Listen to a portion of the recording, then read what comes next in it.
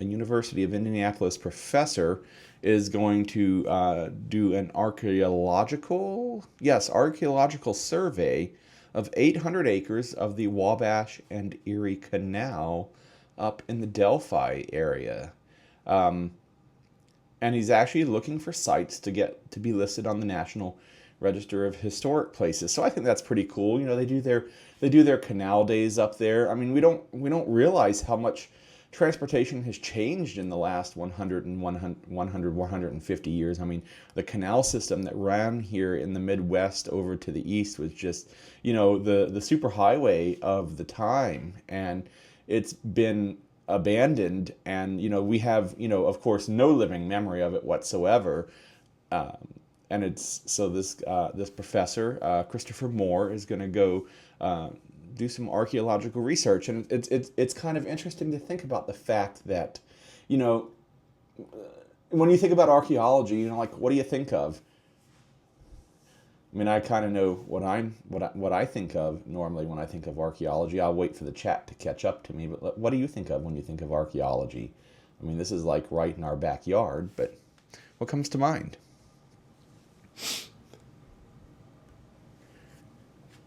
And the amount of goods they moved on these canal systems were just absolutely amazing. Because of course, on a flat bottom boat, you could get tons and tons and tons of material moving easily down the water. So, we often think that, we are the epitome of technology and high tech and the best that it's ever been. And while there's, truth to that, it's also fun to realize that, people in the past were pretty smart and had it pretty good themselves. So what I normally think of when I think of archaeology is, oh, come on, Indiana Jones, right?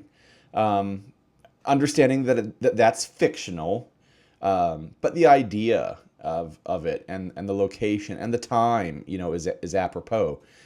Digging in the ancient past, whether that's, ancient Greece or Rome, or in ancient China, really, really, really old, thousands of years, a couple thousand years, 1,500 years, 1,000 years old. That's really old. But, stop to think about it for a minute. 150 years old, 150, 200 years. 200 years ago was 1824.